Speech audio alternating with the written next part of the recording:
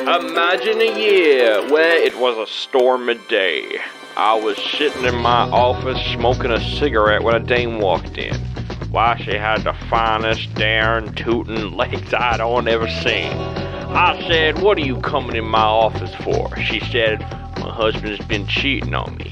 I said, "That son of a bitch, I'm gonna find him." So I walked out onto the streets. Sandro, this is far too long of an intro. What year is this, Sandro? Why, it's 1949.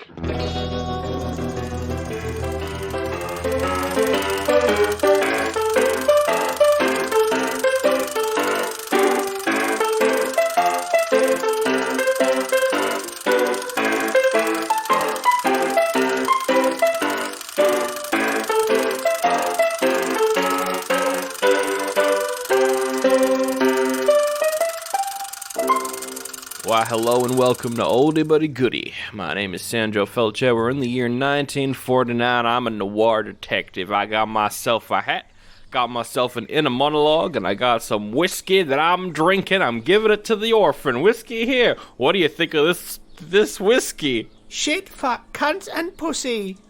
Well, the orphan is drunk. The orphan's already drunk, and my God, it's a wonderful day here. Where am I? I'm in Oklahoma, the most noir city ever to be around, and I'm walking around, I'm looking at people. I'm going to talk about the movie The Third Man, but I gotta find my co-host, Zach. Where darn tootin' is he? I'm turning less and less noir the more I talk. Well, howdy there, partner. You sound like a rootin' tootin' noirian sort of detective fella. That's right, I'm just like a Dick Tracy, I'm just like a Sherlock Holmes. I'm a noir boy with a noir hat and a noir cigarette in my face. I don't know what noir means, but I agree to the rest of that statement. You certainly have all those things collected. Noir just means dark. It just means dark. Technically, you should say the term film noir, which would refer to a dark film. But I am a normie, so I just say noir like most people who don't know what it means. I don't know what that means, but I know it is very bright and sunny out here. It's in fact lovely. There is zero rain in sight. We haven't had rains for weeks. It's a very odd statement. It's like the middle of the day. It's 12 o'clock. It's literally the brightest hour of the day. That's right. It's quite a juxtaposition with all the bird chatter behind me like we're walking through a nice suburban neighborhood. But I'm a noir boy with my noir hat. And that kid over there juggling plates. Oh, no. Orphan, you dumb little cunt. I don't know what you're talking about, you blubbing C-section. Oh, my. Now, don't you call me that, or I'm gonna send you back in time. You city folk sure have a mouth on you. Well, it's funny you're out here. You look like some sort of detective person. That's right, I am. I'm really committed. I'm doing this voice the entire episode. I sure hope not. I got a bit of a mystery for you, Mr. Detective Man. Oh, I just had some whiskey, which means it's time for me to do a mystery. I mean, it's not really a mystery because it's been solved. And you probably read about it on the newspaper because it's been literally all over. I don't read the news. I get my news from Facebook, and I'm stuck in the past, so I don't get news. Once again, you're using words I don't understand. But I'm going to move past that to pretend I'm a knowledgeable person. Right. Well, I'm Billy Match. That's when I met Billy Match, and that was the match that started the fire that was 1939. 49, fuck. Billy Match. 49. You gotta get those years right, man, otherwise you're gonna get confused. I'm not really that important. What's important is my cow, you see. Wait, what? Well, yeah, I'm not really a historical figure. I don't really have a note in history so much as my cow does. You're a cow. Now, when you say you're a cow, you mean your wife, don't you? Because you're just a boy from the 40s. Whoa. You hate your wife. You killed her. That's what happened, isn't it? Jesus Christ. No, here's my wife. Hi, honey. Oh, my God. Wow. A happy family. That's the most disgusting thing I've ever seen is my time as a detective. Well, she has to clean up the plates you broke earlier, so, you know. She's got a lot on her plate, you could say. Yeah. Anyway, back to my cow, which is a very famous cow. You probably heard of her. Have I? It's, Grady. I don't know no Grady. I don't know no Grady. All I know is cigarettes and money and dames. That sounds like a pretty good life, but I could make it one better. I could tell you about Grady the cow. She's a famous cow. She's been in all the papers. You see, what happened was we were helping her give birth to a calf, see? All right. And once that business was over, she got loose. Oh, no. We had her tied up for her own safety, just so she didn't cause a ruckus. But she got loose. You see, she in a panic, she dove into the only light source she could see at the time. Right. Which, unfortunately, was a small opening in my silo. Oh, no. So she got stuck. Oh, no, she got stuck in the silo. So she was stuck fast in there. She was stuck halfway. She was stuck in there. What am I going to do? Yep. So I put out an advertisement in the newspaper. Yep. Within a week, I had 5,400 letters and 700 telegraphs from people from all 45 states and Canada and Germany. My God. They were telling me to, lift Gertie out of the silo, rigging a pole to swing her out the top of the silo, tunneling under the silo, bringing an attractive bull to the opening to lure her out. Oh my God, that's a big one. About 3 days after this sort of leap into this hole, I got a call from a good friend of mine now. His name is Ralph Partridge. He supervised while we built a ramp from the floor of the silo to the opening. And we coated the ramp with axle grease. Oh, no. And then we smeared Grandy with 10 pounds of axle grease. Oh, no. And then we pushed, and Grandy slid through the opening. We had veterinarians on site, and they stated she had not been injured during the rescue. Wow. What a mystery, what a mystery. It does remind me of that one time a dame told me that her husband was stuck in the boot of a car. Yeah, go on. Why, I just shot him and oh my God. Whoa. Hey, why do I feel like I've been talking for a while already now? Yeah, we were pretty far into the episode. That's right, that's right. Why, Sandro, why are you talking like that? I'm a noir boy now. That's right. I'm solving mysteries, I'm taking dames. You're taking dames? Yeah. You're not allowed to do that, Sandro. You can ask them out for, a lunch or a dinner. You cannot just take people. That is kidnapping. No, they become my clients. I solve a mystery, usually involving their dead husband, and then I take them. Again, you cannot kidnap people. That is a crime. I'm going to have to report you after this episode. No, well, that's the thing. I'm currently working on a mystery about where all these dames keep going. Oh, where are they crap. going? We probably should have gotten to this plot point by now. Where are they going? God. Well, I've been taking them. That's where they're going. Oh, my God. Sandra, no. Stop. All right. Well, that's the opening. Zach, hello. What? Tell me you're not kidnapping people. Sandra, tell me straight face right now. Look me in the eye. Yeah. Tell me you're not taking random women on the street. No, of course not. Of course I haven't been Jack the Ripper this whole time. Yeah, no. That would be crazy, and a weird reason as to why Jack the Ripper could never be found was because it was actually Sandro the whole time, who then teleported into the future so he could never be found. All right, well, let's get into the bloody episode. We're reviewing The Third Man. It's a movie, and it's a mystery. Orphan, what is it? It's a mystery. It's a mystery. That's right. That clip is back because we're reviewing a mystery film noir called The Third Man. We're gonna do some non-spoilers then spoilers. First of all, I'd say just watch this one. Actually, go out and watch this one. Ooh, you recommend watching this one? My first impressions: this is probably the best film we've done since Captain Blood. I really enjoyed this. I thought this was excellent. I loved it. I was pulled into the world of fast talking and mysteries and fake outs and death and murder. Fuck yeah. Yeah. You know what? This movie was really fun. Yeah, what did you think of it? I thought it was really good. And it was a bit of a change of pace, doing the bit of the noir sort of thing. It did lose me a bit. It was hard to follow at times because there was a lot going on. This movie's a little too smart for me, a little too big brain. But by the end, I sort of put the pieces together anyway.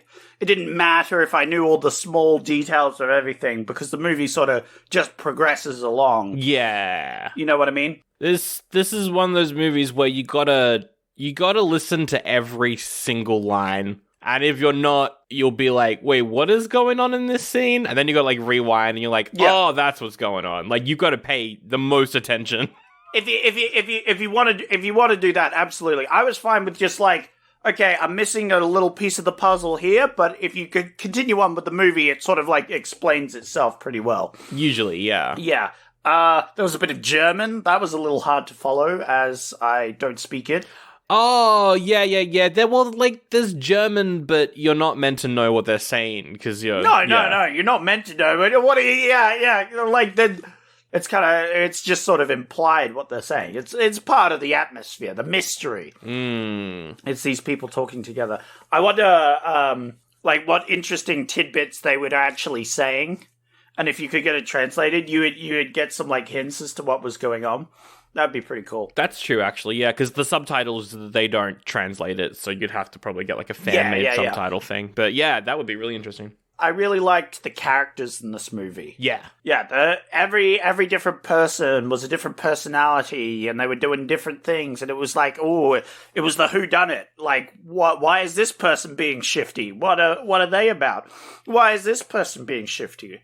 What are they doing about it? So, the story's a bit... as most mysteries, it's a bit of a jumbled mess, and the whole point of it is that you've got to unjumble the mess to figure out what's going on. Yeah. So for our format, it might not work as well, but... Oh, we're definitely not going to go through the plot of this movie, because that would take fucking hours. Yeah. But I think for anyone out there, if you like a mystery movie, this is a nice little mystery, little shenanigans. It's good. If you look, because like there's And Then There Were None, which was a bit of a popcorn mystery. Yeah. I would say this one's a bit more of a thinker's mystery. You got to have your big brain hat on for this one. I think I probably liked And Then There Were None better. Yeah, that's fair. Than this movie, because I think that was more my style of mystery. But this was a good movie. This is definitely a good movie. I think I like them both equally, now that I think about it. I mean, there's definitely comedy in this movie as well, and probably some harsher creative choices. Particularly the cinematography here is, aside from like Hitchcock movies, this is the only film that I can think of from the 40s that uses Dutch angles. Like, oh, absolutely. I think, I liked this one maybe a little bit more than the Agatha Christie one because it's just the mystery isn't necessarily as good because, like, it is a mystery, but it's not really a solvable mystery. I don't think it's possible to solve this one before everything's revealed. Maybe, but you're kind of, like, always a step behind everyone as you're following around the dumb American main character who's just really dumb and doesn't understand. Yeah, but to be fair, the Agatha Christie one also had that problem, right? Yeah. Where it was, like, at the end, things were explained, and it's like, oh, everything clicks after that, but you had to know those things for everything to click, right? I remember you had that specific problem with the movie where it was like, there was no way of really figuring out till the very end there, and maybe in the books it's better. And I think as a format, mysteries work better as books. Yep. Purely because of the detail you can hide in the pages, right? Yes. And then people can be smart and they can like find these small details and then they can pitch it together. Whereas in a movie, it's much harder to cram lots of detail in unless you split one book into like 3 movies and then add lots of extra crap into it. You should never do that. Reason. You should never do that, though. That's the problem. You should never do that. Yeah, that would ruin my favorite book of all time. Well, pick a better favorite book. No, I don't know. Wow! It's a good book. I don't know why I'm making fun of The Hobbit. It's a good book. I've got it. Like, it's literally right behind me. Yeah. But yeah, like some things that I really liked about this movie. I like how it's kind of a snapshot as well of post-World War II Vienna. Yeah. The atmosphere and the sort of background shenanigans going on is very cool. I was like, oh shit's going down. Yeah, I think it's all shot on location, so you've got like beautiful long shots of just this empty city all out. It was really cool. For some reason, this movie is like shot through like some Dutch angles and stuff, which it's the first time that I think we've seen slightly different cinematography this year, because you've got the the camera, but it's tilted. Yeah. And my brain went, oh my god, that's so different to what we've been seeing all year. Yep. And it's just a tilted camera. Yep. Absolutely. It makes it 100 times better. I agree. And another thing that makes it 100 times better is the 90s sitcom soundtrack that soundtracks this entire movie, which is so it's by a guy called Anton Karas. He's a zither? Is it zither or zither, the string instrument? I don't know how you pronounce it. I don't know either. You've lost me. Anyway, it's an instrument, and the soundtrack is entirely soundtracked by that. It sounds like It sounds like Curb Your Enthusiasm. It sounds like It's Always Sunny in Philly. It sounds like a sitcom. And this soundtrack kicks in whenever there's an action scene, and it just makes the movie feel very different. And I think maybe that's why I liked this film so much, because I was like, oh, this thing's been a bit different. Yeah. You got your different camera angles, your different music, your different style, your different story. Yeah. It all felt very different to you. And I agree. It also felt very different to me. But it wasn't bad different. No. It was good. It's directed by Carol Reed, who is probably best known for directing the 60s version of Oliver Twist, just called Oliver. So you got him. He's pretty good. The actors are all fantastic. I really liked them. Joseph Cotten as Holly Martin, he's an American writer, and he's come to Vienna, and he's solving a mystery. Yep. He's like specifically a mystery writer, isn't he? He's written mysteries. But like Western mysteries, so it would be the equivalent of like a comic book writer nowadays. Yeah. And yeah. He writes Westerns, which makes him specifically, like a comic book writer. He's not very well respected. Only one person in the entire city has read his books. Yeah.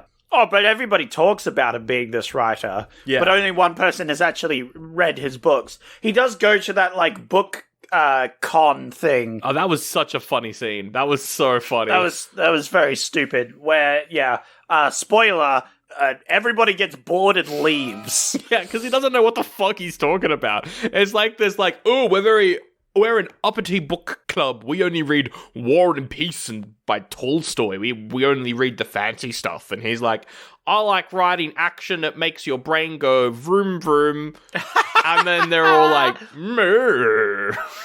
It's just very entertaining. It was a good scene. It's very amusing. The comedy in this movie is great. It feels, I don't know, it's like a nice reprise from just how fucking sad this movie is a lot of the time. Oh, yeah. Because you've got the other side of the coin where it's, like, pretty brutal. Yeah. Because you've got this whole, like, post-war society where you've got, like, the Russian side of things, and the police officers can't do anything about all this crime that's going on. Yeah, the city is split into quarters, and you've got, like, the American quarter, the Russian quarter, the German quarter, and I can't remember what the other quarter was. I think there was a US quarter, wasn't there? Oh, maybe it might have been an American corner, yeah. Yeah, I don't know. I loved the cop guy as well. Well, there's two cop guys, but there's the serious one, Major Calloway. He's great. And then also Sergeant Payne. He's a bit of a lovely cop. Oh, Sergeant Payne. What a lovely guy. He punches you in the face and then apologizes about it, you know. Yeah. He's going to order your books up so he can read them. He's like, oh, that book sounds fantastic. Oh, I hope you're having a good day. Well, you have a good day now anyway. Yeah, he's the good cop. And then you got the serious colonel who's running amok, but also fucking things up. But also, actually, good guy, though. Actually helpful. But actually fucking things up. But actually can be helpful. Yeah, no, it's just good. It's just a great movie. I don't know if there's anything else that we can say in non-spoilers. I'd say it's a bit long. Yeah, okay. I'd say it's a bit long, but maybe that was just like, these days, these movies are getting too long. My attention span doesn't last more than 30-second TikToks, you know? I mean, it's only an hour, 45 minutes, but that's fair enough. Yeah, but like, maybe I'm just saying that because I'm used to saying that all these movies are long, and maybe I should just get a better attention span, but, I'm fishing for criticism here, and if I'm fishing for it, you know, it's probably a good movie. I think it's pretty well paced. There's nothing here that I would cut. Maybe I'd add more. I think it's the perfect length. I can't think of anything. But also, it is a very dense movie. So if you're used to like not watching movies that make your brain go boom boom, no, I hate that. Yeah, like the masterpieces that are any Michael Bay films. Yeah. It is a pretty dense movie though, so it does feel quite heavy. And I guess that could probably make it feel long as well, because you're like always paying attention, so your brain gets tired. Absolutely. You see, what it needed was right underneath the movie was a stream of Minecraft parkour gameplay. That's exactly what this movie needed. Yeah. And then it would have had my full attention throughout. Or maybe some weird racetrack game that was just going around. Or on the left of it, so while that gameplay is underneath it, let's say Minecraft's down the bottom, racing games up above. On the left of it is some random influencer that you've never heard of just nodding their head and pointing. Or maybe like a sand pouring video on loop. Yeah, that could go on the other side. Yeah. There we go. Excellent. You got the left, you got the weird influencer just pointing at bits, and then on the other side there's like pouring sand into goo. Yeah. Like sticky goo, and then they pulling out and you can see the sand in the goo. Yeah. See, we've just made it a million times better. We made it better. We're going to ship it out to cinemas. It'll be playing in your local cinema. You can go see Oppenheimer, go see Barbie, and then watch our version of The Third Man. Yep. Complete with TikTok frames. God. I hate the internet, actually. Anyway. But this movie, I rated goodie. Yeah. I probably didn't enjoy it as much as you, but I thought it was a good movie. I enjoyed it. Yeah, I'm going to give it a goodie too. I think you're right. I forgot about how much I loved And Then There Were None. So I think it's probably on par with that and Captain Blood. Because I think those are some of my favorite movies from recent memory. Absolutely. I'd put it probably a little lower than them, but only a little bit. I'm playing a little devil's advocate here, you know, as I tend to do. I just tend to argue with people because I'm a rat bastard. But, like, you know, I still enjoyed the film. I feel like I'm sounding very negative about this film, but I think people should go watch this film. If you like a good mystery film, this is a fun wee mystery film. Fun little mystery film. It's pretty influential. I mean, like, Hitchcock was already doing some of the stuff that we're seeing creatively wise here, but also... Yeah. It's one of the first non-Hitchcock movies to be popular for doing that sort of stuff. So I say check it out. It's a good film. If you like British accents and American accents and Russian accents and German, give it a bloody watch, and tell you that much. Also, Orson Welles is in it, but we can't talk about that because it's a spoiler. But he's good. Oh. Well, that weird break right there in the middle of a sentence means that it's time for a podcast ad by me, Selly McSeller. And I'm sitting here and I'm thinking, oh gosh, I love Nicolas Cage and I want Sandro and Zach to talk about Nicolas Cage. And that's what they're doing right now on the product I'm about to sell you. It's called Patreon. There's bonus episodes. They're doing a Cage-orama right now, and they talk about the Nick Cage movie, Mum and Dad. Here's a clip. The mum is going through a midlife crisis by questioning things, but the dad, he built a pool table without telling the wife about it. He was starting a man cave, essentially. In the basement. And then she's like, why the fuck? You don't even like pool. And then he's like, you're right, I don't. And then he gets a sledgehammer, and he's like, you put your one foot in. You put your 1 foot out, shake it all about, and then he just like smashes the pool table with a sledgehammer. I doubt that was in the. I doubt the hokey was in the script. That was full Nick Cage just coming through. I know what you're thinking. Wow, that clip was really cool. I want to hear the whole episode, and you can by going over to patreon.com/oldie-but-a-goodie-pod and subscribing. You also get ad-free episodes, and sometimes they're early too. That's all Patreon. Link in the description. I'm Selly McSeller. Yeehaw! But 2 goodies for The Third Man. Let's bloody get into spoilers. Oh my god. I can't believe the big spoiler in this movie. Oh my goodness me. There's a third man. What? Oh my god. We should talk about the premise. So yeah. We've got the American. He's a writer. He's been invited to Vienna because his childhood friend, Mr. Harry Lime. I love their names in this. Big piece of shit. But oh no, he's dead. Yeah, I hate Harry Lime. I think Harry Lime's a piece of shit. But anyway, continue on. The character? The character, yeah. Correct. You're meant to think that, I think, actually. So. Oh, absolutely. But fuck him. I'm just gonna throw it out now. Like I am the incarnation of the audience, and I'm going, fuck that guy. What a piece of shit. I'll do a speed run of like the general plot. It'll take like 2 minutes, I think, because like. Holly Martins is like, oh my god, my childhood friend is dead. I'm going to do some mystery searching. He goes around, he talks to a bunch of people, including Harry Lime's girlfriend, which is Anna Schmidt. She's great, played by Alida Valli. Really good performance there. And she's like, oh my god, it's a mystery. Isn't that right, Orphan? It's a mystery. It's a mystery. That's correct. Shut up, Orphan. We're doing a podcast. You can't interrupt us. You got to interrupt us at the end or the start of the episode. Yes. That's the bits where you're allowed to be in here. God. Fucking Orphan. Pay attention to the format, Orphan. God. Yeah, Orphan. Pay attention to the format. I don't know what you're talking about, you blooming C-section. Don't call us a C-section. Oh my God. Fucking hell. Who raised this kid? Oh, no one. That's right. It's an orphan. Yeah, he's an orphan. Yeah. Actually, I think that whole C-section bit was entirely your fault. So. What do you mean my fault? I should ask, hey, Orphan, what other swear words do you know? I can say shit, fuck, cunt, and pussy. Well, this episode's getting the explicit tags.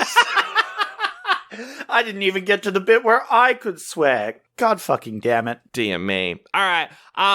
He's asking around and stuff. One of the guys who found Harry Lime's body is like, me and a friend found the body. But another guy is like, there was a third man who found the body. And that's where the title of the movie comes from. Yeah. Because what happens is revealed is, like, there was a couple of witnesses, there was this whole thing, this guy died, everybody thinks he's dead. But it turns out all the witnesses were people who knew the guy. Yes. And no one around, there was zero bystanders. Except for this one guy who wasn't actually there, but upstairs, who just happened to be watching. Yes, and he didn't testify. Yeah, he didn't testify because he didn't want to be involved, but he accidentally let slip that he saw a third guy. Yeah. There was a third guy there. Everybody else is like, no, there wasn't third guys. There was only two guys. What are you talking about? You crazy. You're crazy. You crazy old man. Oh, he's dead. Immediately after saying that, the guy's like, oh, shit, I should not have said that. Like, he starts being like, oh, no, I didn't see that guy. I didn't tell you anything. Like, he immediately tries to backpedal, but it's too late because, yeah. That guy, I believe he's the porter of the hotel nearby. He gets killed. He gets pushed out of a window. Yeah, Paul Horbigger is the actor's name. I love the porter. The porter was so good. That was so much fun.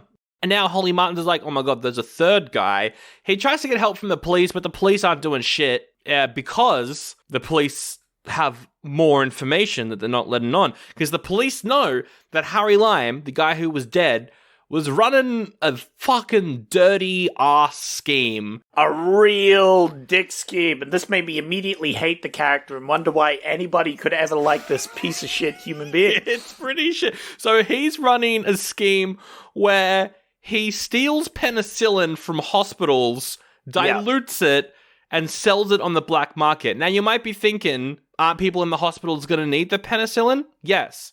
Children who are dying. Yes. And they are all dying. And at one point, even the colonel officer, great character, by the way. Fucking loved as him, we learn, guilt trips the main character by being like, yeah, 1 second, we're going to do your thing. We're going to do your thing. But just before that, let me go into this hospital here where all these dying kids are because of this person you won't help me capture. Let's have a look at these dying kids 1 second. And it's like, yeah. So the colonel had a few brains about him. Yeah, I loved because he's played by Trevor Howard, and it's a great character where he's kind of the bad guy for the first half, but then that scene happens where he's like, all right, there's information I haven't told you, but here's what's going on. And you're like, oh, wait, this is the good guy, actually. Yeah, because, you sort of... the movie projects onto him, and you sort of project onto him that, sort of useless cop corrupt cop character that doesn't actually want to help or anything. But there's reasons for this, and the cops being very careful, and they talk about this investigation that they've been doing because there's these big crime gangs. Yes. They have to take these slow and carefully so they can cast the widest net to catch all the bad guys, not just some of them. So, more mysteries and stuff and things. There's a great scene, which is the biggest plot twist in the movie, is Holly Martins is at Anna's house, and the cat doesn't like him, and she's like, that cat only ever liked Harry Lime, rest in peace. And then a few minutes later, the cat goes out onto the street and seems to just really like the company of a random stranger. Oh my god. Harry Lime faked his death. He faked his death. He's alive. Oh my god, he's alive, and our main character sees him, and then Harry sort of just smiles at him like a cheeky boy. And then he's like, holy shit, Harry, and then Harry fucking books it. Yeah, and that is fucking Orson Welles. It's Citizen Kane, Mr. Citizen Kane.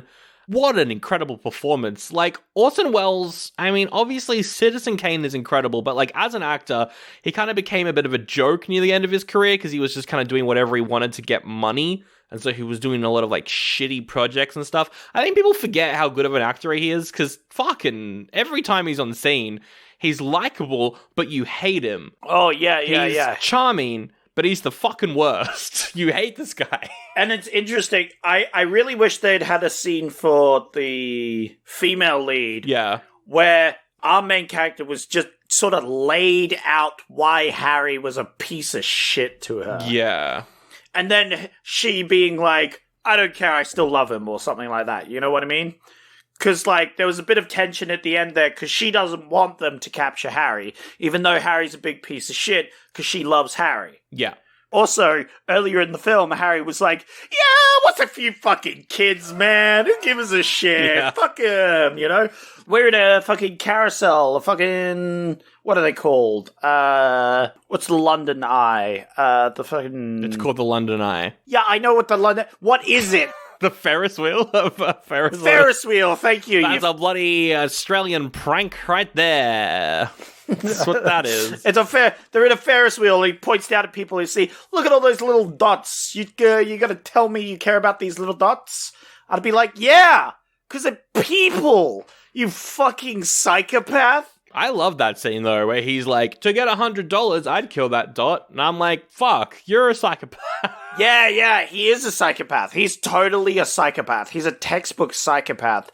But, like, it makes you also think about it, like, would you kill that random dot for $100? Yeah, and it's also kind of like, you would? As well with it being, no, that's not what I'm saying. I'm moving on with I'm adding a point on top of your point. That's a classic Australian prank. Oh, you bloody bugger. Fucking you. Yeah. Larrikin. Oh, my God. All right, calm down, Sandra. No need for that language. I know we're explicit, but calm down. We're in explicit territory now. Cunt? I don't know. I said that like an American. I felt dirty. You cunt. So, like, there's a part as well where he's, like, it's an interesting character because it's post-war Vienna. It's a city that's kind of been ravaged by war. Oh, yeah. People have to do what they have to do to get by as well. And, like, we know as well that Harry Lime, as a kid, they were really good friends. So he might have been an okay guy as a kid, but war kind of potentially war twisted his, like, worldview, made him a bit more of a psychopath. And now he's just doing this shit in post-war Vienna. That sort of stuff is really interesting as well. Or as a kid, he could have just been a piece of shit, and you never really notice as a kid, because what did he do? He socially manipulates. Maybe he gives you a few dollars, like, you know, his dad's a money man because he's also a psychopath and he owns an oil company and he gives you lots of money, and then you give that money to other kids and they're like, wow, you're my best friend. Yep. Obviously, because you gave me money and we get to hang out, we get to play games. But then you find out as an adult, they're just some psychopathic rich boy with a lot of money. And then they become president of the United States. But, you know, like, it's a crazy thing. And ourselves probably know someone who is a psychopath in real life. Oh, there's so many of them. Yeah. They're all film bros, too. Yeah. I mean, which means our likelihood of knowing a psychopath is through the roof right Pretty now. high. There's probably a couple listening to us right now. Hey, psychopath. Hey, psychopaths out there. Human emotions, am I right? Subscribe to our Patreon and we'll be your best friend. Let's go. Absolutely. Give me money. So yeah, there's this whole thing. The porter gets killed off. The guy gets blamed for this. He's getting taken around everywhere. There's a funny scene where he gets like in a cab and the cab like races to the book club, but he doesn't know where this cab is going. And the cab is going 1,000,000 miles per hour. Oh yeah, like he thinks he's been like kidnapped or something. Yeah. There's this whole plot point where like as soon as he shows up in Vienna, there's like a guy who is hosting an author's monthly meeting, and they are looking for a guest speaker. And it's kind of like a running joke throughout the first half of the meeting is him being like, you got a lecture ready to go, right? And Holly's like, yep, I do. Doing 100%. Yeah, it's very funny. And of course he comes in and it doesn't go well. I liked as well, I think it's in that scene where they're at the amusement park. Mr. Lime, he has a line, a very famous line, where he's like, in Italy, for 30 years under the Borgias, they had warfare, terror, murder, and bloodshed, but they produced Michelangelo, Leonardo da Vinci, and the Renaissance. I'm from Australia, by the way. In Switzerland, they had brotherly love. They had 500 years of democracy and peace. And what did they produce? The cuckoo clock. Now, this is a famous speech because they didn't make the cuckoo clock in Switzerland. So it's all a pile of shit. That's just a funny line. I heard that line and I went, that's a funny line. I like that line. It's delivered very well. I will say one criticism that I have is during this portion where Holly knows that Harry is alive. Yeah. He kind of flip-flops maybe one too many times where he's like, I'll help the police. No, I won't. I'll help them. No, I won't. He kind of goes back and forth. Maybe just one too many times. I don't know. Hear me out. I'm also torn as to whether he should be torn. And whether the woman should be torn. And whether the woman should just get the fuck over it because Harry's a huge piece of shit. I mean, she doesn't really choose to help him. What happens is she doesn't really have a choice because Harry won't talk to her. Harry's a big piece of shit and he's like, yeah, I had this fun with this woman, but I'm gonna ditch her even though she's fully in love with me. You know, I'm like, I didn't actually care about her, you know? Oh, he doesn't just ditch her. He tells the Russian that she's one of the people they're looking for, and so they go after her. She's got a fake passport and shit, so they're like, lol, you're getting arrested and deported, actually. Yeah, it's crazy. So he kind of fucks her life up. But there's a great scene where, like, she goes to see Holly at a cafe and is like, oh my god, I can't believe you're helping the police find Harry. And Holly's like, but I'm waiting here for Harry. You should stop yelling that in case Harry shows up. And what happens? Harry shows up and he overhears her saying that Holly's working with the police, and then he runs for it. And then we get a chase scene through the sewers to kind of end the movie, which was great. Okay, maybe this is the only bit of the movie which I think has a little criticism. This scene's a little long. The chase? Yeah. This chase in specifically the sewers bit. It did build the tension though. It's got good tension. There's no soundtrack. Like for all the action scenes, there's like the weird like 90s sitcom music playing the entire time. But for this one, there's no soundtrack. It's just really solid sound design, like guns and shit. It's good fun. You can hear every single person's footstep, which, I mean, for 1949, that's pretty impressive. I don't know. I liked it, but it did go on for like 10 minutes. You're right. Yeah. And it was a pretty good ending too, because I believe Harry shoots the cop that we like, the nice cop. He shoots the cop that everyone loves, and everybody goes, no! It's the good cop. Oh my god, he was such a good boy. He died before he could read the author's book. Yeah. That's so sad. That's really tragic. And, also Harry's a big piece of shit. Fuck you, Harry. Yep. You killed the cool cop guy. You suck, Harry. Yeah, fuck you, Harry. I hate your shitty bullshit. How about you go murder some more kids, asshole? Well, he doesn't get a choice because he gets stuck. He climbs up a ladder, but there's a grate. He's stuck. Yeah. I think he also gets shot in the like shootout with the good cop. Oh yeah, so he he's does. struggling to escape. Yeah, and then he gets stuck, and then Detective Boy comes around, and there's a tense scene where they look at each other, and there's sort of like an understanding in their eyes. Yeah, there's like a knowing look, and you're like, is Holly gonna let him go? What is going to happen? What's gonna happen? It cuts away, and then bang! Gunshot. Oh my god. And then you see Holly like walking away, and you're like, did he shoot him? Did he pretend to shoot to let him go? What happened? And then cut to the funeral. Yeah, he's dead. There's no real ambiguity there, but he's dead. Unless, Sandro. Well, it's the second funeral that we see from him, and in that first funeral, we know for a fact there was a different body in that coffin, which was a great fucking scene as well, where like the whole movie, they've been looking for one of the guys at the hospital that Harry was working with, and like they get the coffin up, they open it, and they're like, oh, there he is. Yep. That's the guy we've been looking for. He's been missing for 2 days, yeah. And that's when the cop's like, oh shit, there is shenanigans afoot. Yeah. And that's where the cop like flips to like telling everything and being the good cop. So yeah. That was a good part. It was a good part. But Sandro, hear me out. What if in that end funeral, it wasn't Harry, but actually the good cop's body that they're burying? Or maybe, because he does die. Yeah. But that wouldn't... But how would they get the good cop's body unless Calloway was also in on it? Unless Calloway wasn't told. I don't know. Calloway's kind of a fucking idiot. They got away with the first body, maybe they get away with the second body. Maybe. I mean...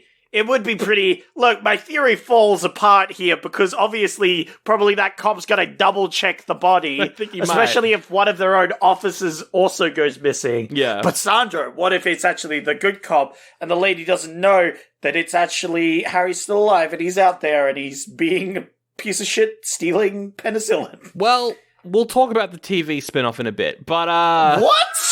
Shut the fuck up. Oh my god, no. This movie it made the equivalent of like 11 million pounds, which is like 20-something million dollars in the US. This was a very successful movie.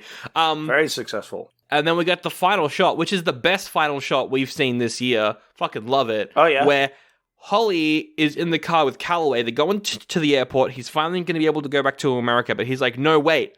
There's Anna. I'm going to get out of the car. I'm going to talk to her because now that she knows that Harry was a bad guy, she's going to fall in love with me. So he gets out of the car.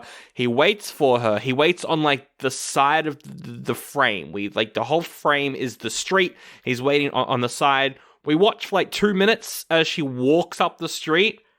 Gets to the point where she crosses him. You think she's going to be like, hi, it's you? Nah, she just keeps walking. Yep. and then the credits start rolling as he just stands there and walks off. And I'm like, fuck, yeah, that's good. That was an ending. I was not expecting any of that ending. That ending was crazy. It was good. It was great. It was good. I think this movie's really good. I loved it.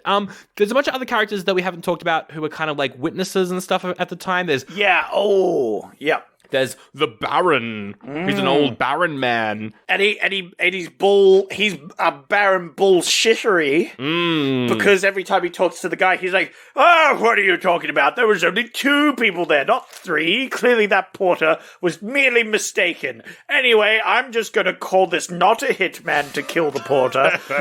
You have a good day now. No, don't listen to him. He was clearly mad, crazy, and didn't do anything important. Yes. How about you go write a book, you fucking idiot? Fuck off. He's great. I loved his character. He was good. He was good. I liked the guy that he's working with, the quote-unquote second man. Yeah, yes, he's like sort of like a little bit Weasley. He's like trying to like go up to the writer guy, and he's like, oh yeah, all these things, he's really nice, he's really kind. But then you see off to the side, like when the writer's talking about the mystery and digging into the deep, so that he gets really worried and panicked. Yeah. He looks like, oh, he's doing stuff. So we as an audience like, oh, what's this shifty guy doing? He's doing some shifty shit. He's a very sussy bucker. That's right. Oh yeah, well, we haven't talked about what actually happened. So my theory, because we never see the scene where someone gets hit by a car and then 3 men, wink, wink, take him off the road. It's the guy from the hospital, right? He got hit by the car. Yeah. And then the third man was Harry Lime, helping them carry him to the place or whatever. Yeah, to the hospital or whatever it was. Yeah. Oh, absolutely. It was all set up. Yeah. So that Harry could pretend he was dead. Fake his death. It was a big setup, and they probably set up this guy who was their sort of snitch at the hospital. He was the scientist guy. Probably is like a fall guy. Maybe that guy was threatening to blab or whatever. Yeah. It was a classic mobster hit. Because, as we said, all the witnesses that were there just so happened to be working for Harry. Yes. And so, yeah, they kill this guy, put him in the grave, say it was Harry, and then Harry trips off. Yeah. But obviously it was this guy, and we sort of figure that out as time goes on, because the porter blabs that there was a third person, even though all the witness testimonies say there were only 2 people. There were only 2 people. Oh, yeah, and there's also Dr. Winkle. He only gets 1 scene, but I like Dr. Winkle. He was fun. He was a doctor, and he was like, I'm not a sus doctor at all. I'm Dr. Winkle. No, it's a good cast of characters. Everyone's great. Everyone is incredibly sus as well. Even Holly Martins, you're like, am I meant to trust this guy? He's the main character, but I don't even know if I trust the main character anymore. Yeah, there's a lot of things. This movie is very good at making you sus of literally everyone. Like, the police guy, who turns out to just be a good police guy. But, early on in the film, he feels like almost the bad guy. Maybe he's the one that ordered this hit, you know? We have this, porter. The porter won't tell the whole story. What's he hiding? What's he doing? Why is he hiding it? Well, he doesn't want to be pushed out a window. That seems fair enough. Oh. Pretty good reason. When he gets pushed out of the window, we get the great scene as well where Holly walks up and the kid is like, he did it! Yeah. This fucking kid starts screaming that this guy did it. And so good old Holly's wanted. Yeah. He's wanted by the police, except then he goes to the police and is like, hey, it wasn't me. That was a great scene. Like, the kid's just like, Papa, he did it, Papa. Yeah, terrifying.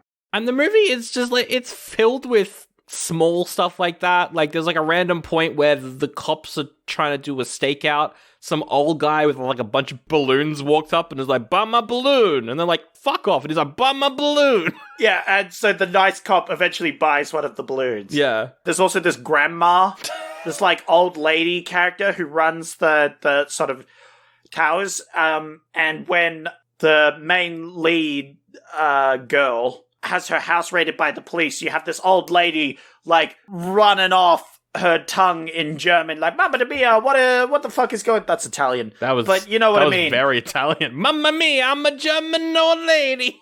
Yeah. But I don't fucking know German. She's going at a million miles per hour, complaining about all these police going around, and then the lady's like, "Give her a cigarette. Give her a cigarette. Yeah. Calm her down." Yeah. And she he hands her a cigarette, and she's like, "Oh, thank you. Yeah, all right." You know, she calms down a bit, which is funny. She is. I think they do 3 scenes with her as well, because there's also there's the cops twice, and then also the Russian cops at one point as well. I'm trying to think if there's anything else to mention. I don't think so. I think that's pretty much everything. Yeah. Again, I'm just everything coming together, the cinematography being slightly different to everything that we've seen. The weird fucking soundtrack just being fucking weird. It's just... Oh, absolutely. What do you think the soundtrack is? Do you think it's kind of bad on purpose? Do you think it's meant to be that kind of goofy? Because it's so different to what's happening on screen whenever the music's playing. I think that's what it is. It's not particularly bad or good. It's purposely made to be a bit different. Yeah, but it works perfectly. It works so well. It does sound like you're on a Hawaii beach, which is very sort of funny. Yeah. But I think I like it. It adds to this weird atmosphere where you don't know what's going on. Yeah. And it's this weird, upbeat sort of doo-doo-doo, doo-doo-doo, doo-doo-doo. As oh yeah, we're figuring out why this person is dead. And why they're murdering children. Do-do-do, do-do-do, we're in Hawaii. Well, what happened apparently? What apparently happened was the director was just in Vienna, went to a party, and there was a guy playing the instrument, and he was like, you should make the soundtrack for the movie. That's great. That's apparently what happened. Hey, look, that's authentic then. That's as authentic as it gets. It's pretty Where good. you have a man from Vienna, a random man, just pulled into the studio, do a thing. That's a way to make a soundtrack for your movie. It doesn't seem like he did any other soundtracks after this. Like, he played shows and stuff, but it looks like this is the only movie he made the soundtrack for, so that's kind of cool. But yeah, it's a good fun movie. If you haven't seen it, check it out. I like it. Good fun time. That's all I gotta say. No closing words. What's your closing statement about this movie, Zach? Don't fucking steal medicine from kids. That's fair. That's a bit fucked up. Oh my god, the scene where Harry is in the sewers. He's running from the cops, and he gets to a scene where there's like 6 doors in a circle. He's trying to figure out which door it's safe to go into, but because of the echoing, he doesn't know where the cops are coming from. Oh, yeah. That's funny. That's good. And you can see the panic. Yeah. The fear. Yeah. Because I think everyone knows they've been authorized to just shoot him, which adds to the tension to the scene, not only for Harry, not only for the cops, but our main character as well, because he doesn't want Harry to be shot. As much as he hates him, he also likes him. He's his friend. So, yeah. It's very good. It's very good.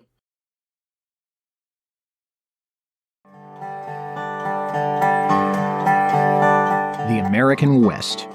A place where our character as a nation took shape. Where dreams came true, where ambitions were shattered, and where legends were born. But above all, a place where ordinary people came looking for a new life and ended up doing extraordinary things.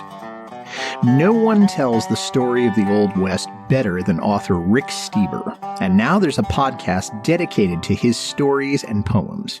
It's called Writing the West, and in every 15-minute episode, you'll hear the stuff most history books left out, but that we can't afford to forget. If you want to hear the real stories of real people in the Old West brought to life, this is the podcast for you. Check it out on Spotify. That's Writing, W-R-I-T-I-N-G, The West. The stories and poetry of Rick Steber. Well, we're going to do a remake, but before we do a remake, Zach, the franchise of The Third Man continued. Ooh. It continued with a 1-hour radio play. Okay, I could see that. In which Holly Martin returns to do stuff. It's the same actor. No idea what it was about, but, you know, he did like an audio play because the character was popular. But they were like, actually, no. One character is more popular than Holly Martin, and that is Harry Lime. So we got a prequel. Oh, yeah? It started off as a radio show, then became a TV show called The Adventures of Harry Lime, which is a prequel about Harry Lime and how he was somewhat of an anti-hero before he turned very bad.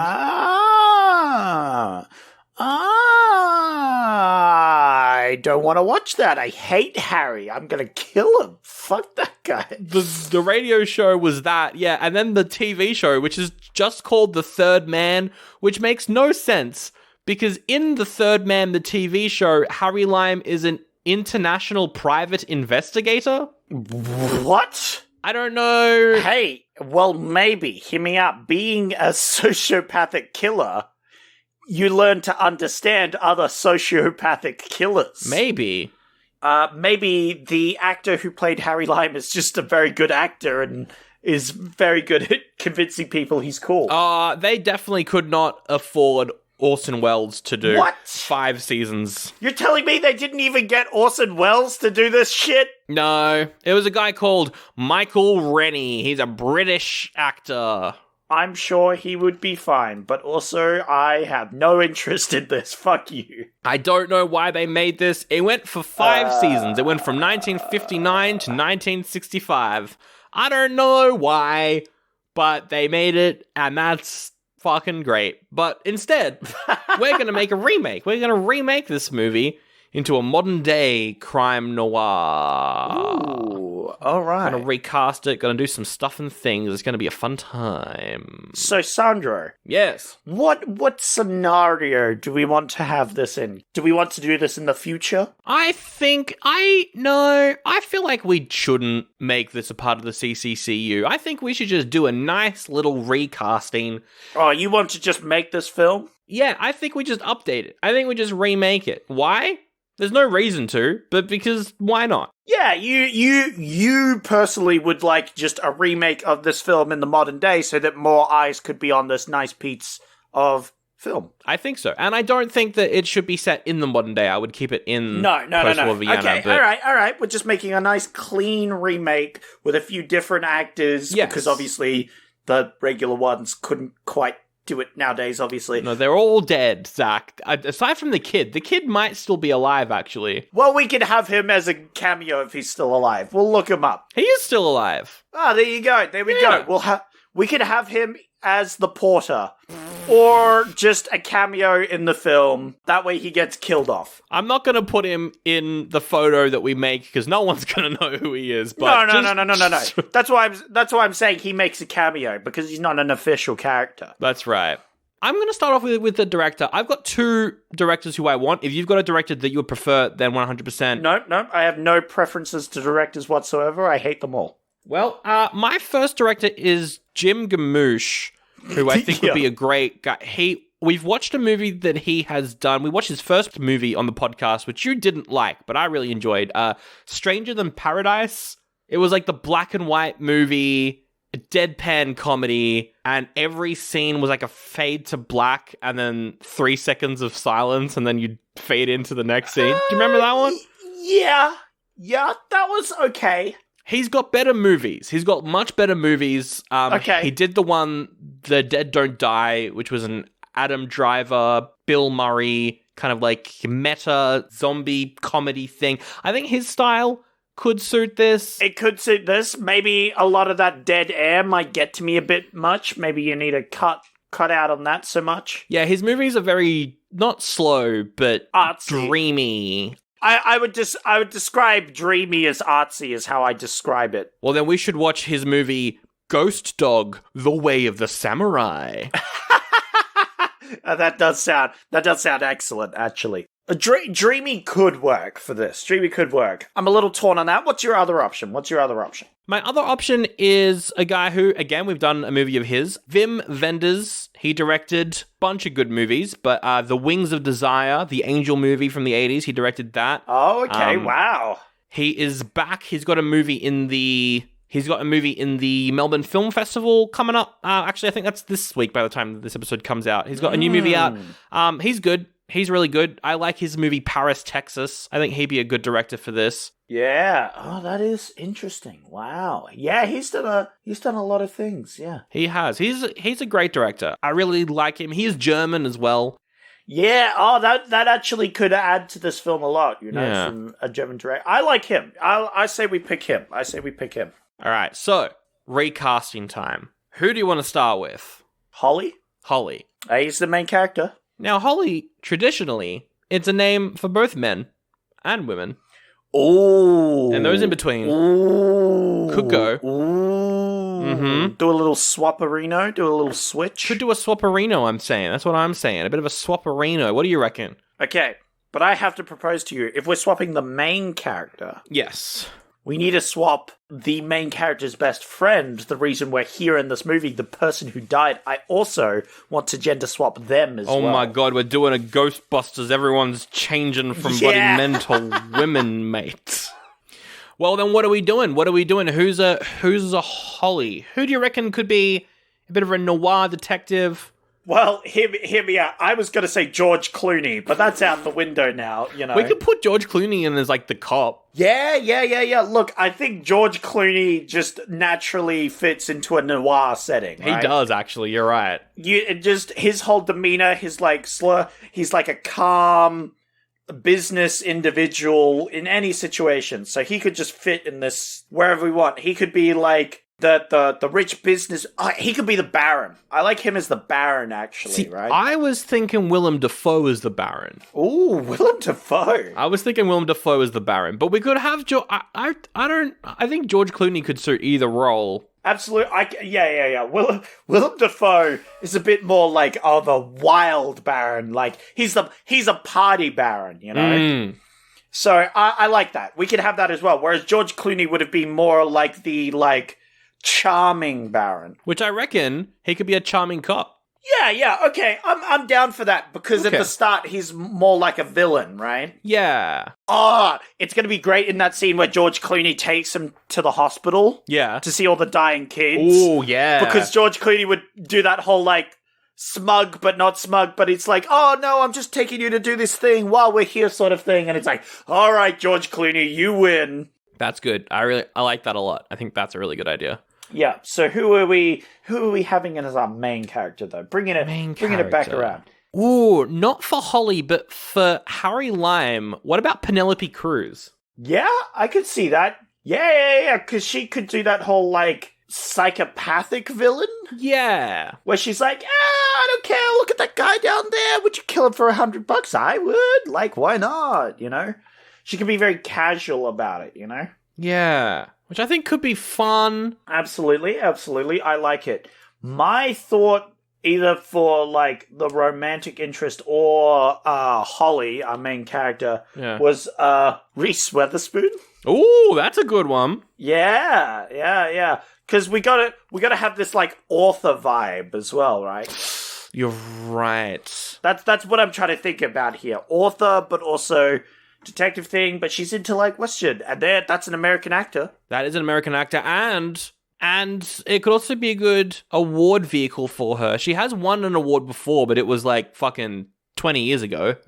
Yeah. People need to concentrate more on Reese Witherspoon. Yeah, I think Reese Witherspoon and that works really well.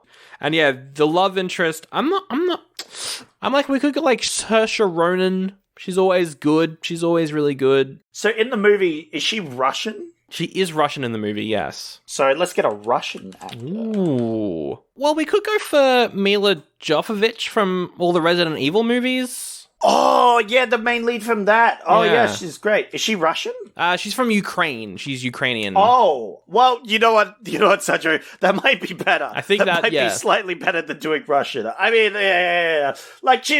She's perfect. She'd do well in that role. Yeah, and she usually does Monster Hunter, Hellboy. She's really good in The Fifth Element. I remember her in The Fifth Element. I fucking hate that director, but that's a damn fun movie. Yep. So I reckon she doesn't get much I don't want to say serious roles, but she does a lot of kind of cheesy action stuff. I think it could be fun to get her in this.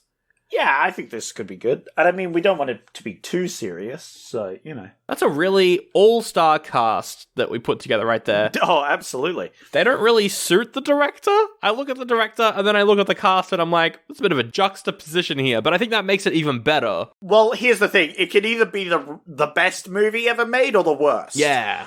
And there's those two options, and I'm leaning towards the best. And we put these two together, and forcing them to work together has to produce this sort of different vibe, this strange thing, and I think that it could work well. I think you're right. Well, let's do that. That is our remake right there. Very cool. And that's the entire bloody episode. Thank you so much for listening this week on Oldie Buddy Goodie. Hope you liked the episode. Bloody check the movie out if you haven't, by the way. It's a good one. Yeah, good movie. Check this one out.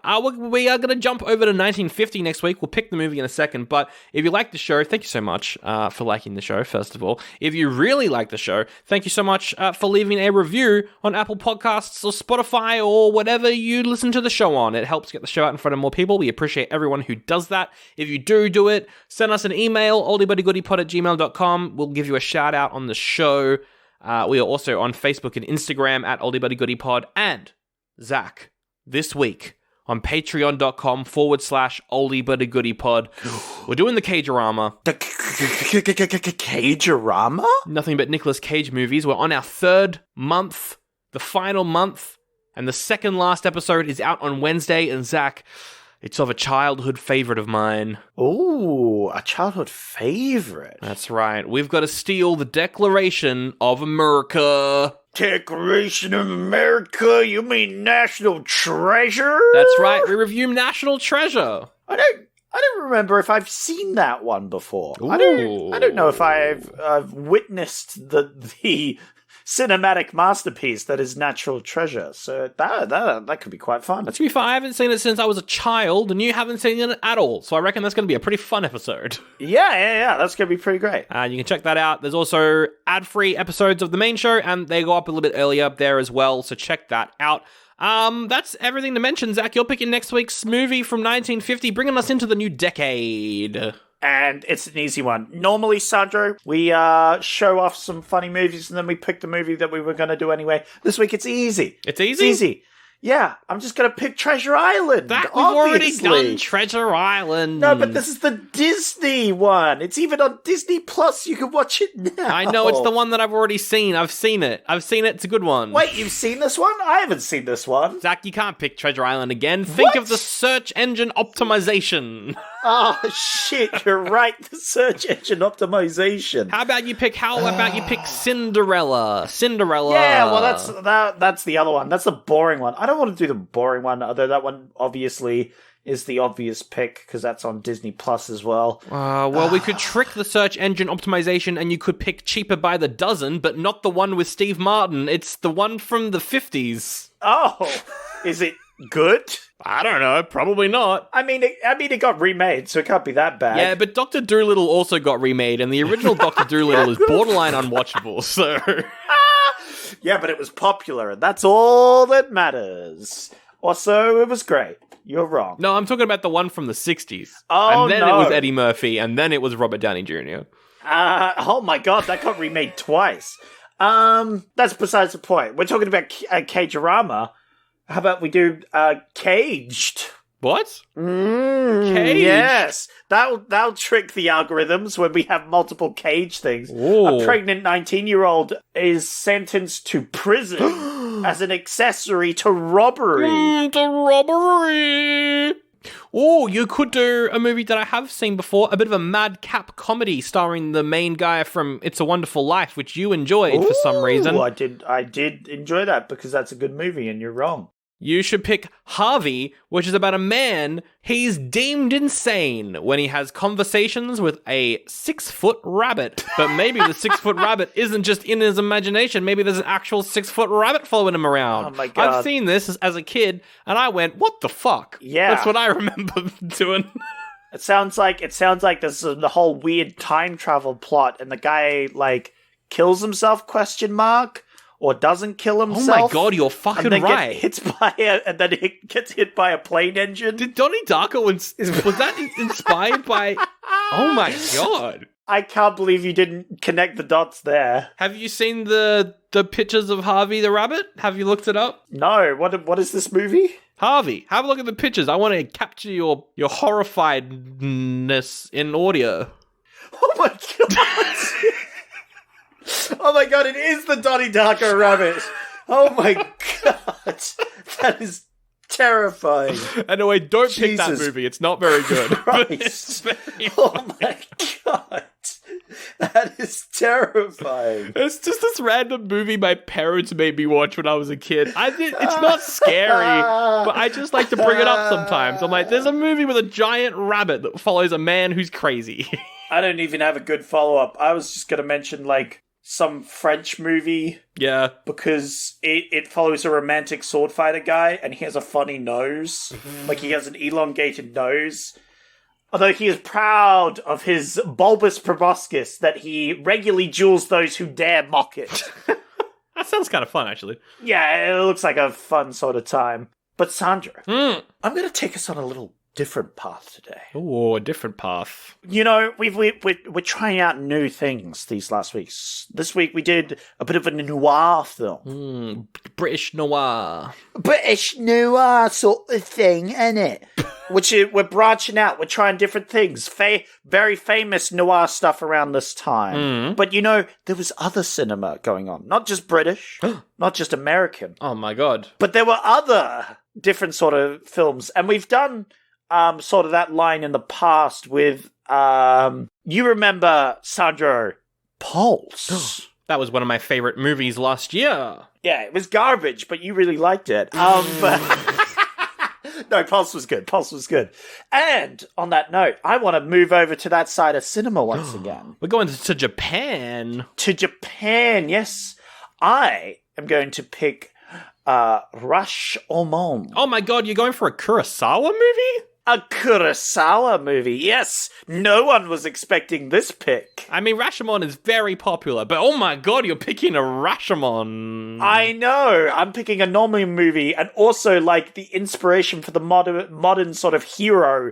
Very influential movie. I've heard of this movie before. That's right. Because of its effect on cinema. Yeah, it's a good movie because it's one of those ones where it shows many different perspectives of a particular event. Kind of like a hoodwinked. It's a hoodwinked. Yes. It's an ancient Japanese hoodwinked. Except it's not for kids. Yeah.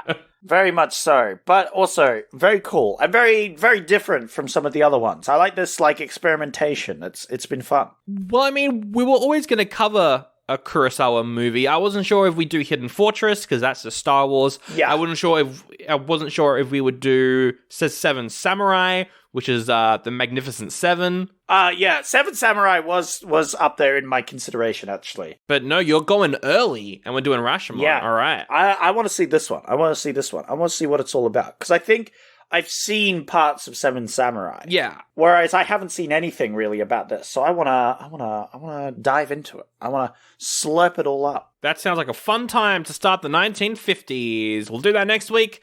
And that's the episode. There we go. We did an episode. We did a podcast. That's it. I would say it get easier every time, but it doesn't. I'm a liar. No. I actually hate the viewers, and I hate the stupid podcasts. And I hate movies in general. Like this movie. It was garbage. You're saying that it gets hard every time. Well, I wasn't going to reveal this early on, but hey, at the end of September, we're taking a 2-week break. Way! So it's a good thing that you're getting tired, Zach, because you're going to have to keep getting tired until we take a break in 2 months. Yeah, no, that makes sense.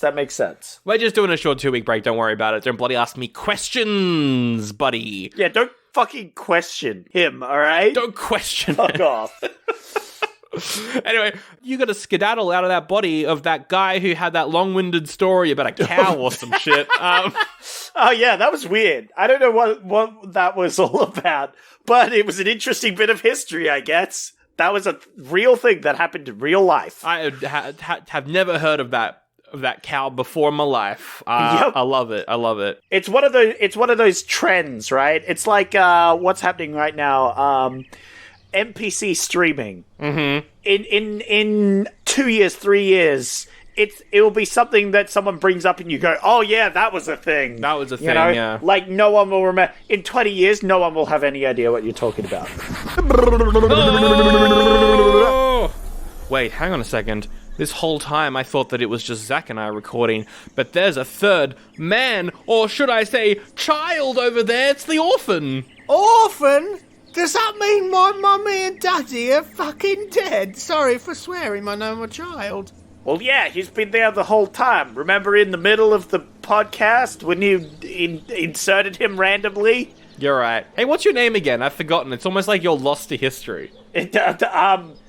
Bill March. Bill March, I've got a question for you, Bill March. Oh, yeah? Go shooting. I want to make a movie about your cow. Oh, yeah? Yep. How much am I getting paid?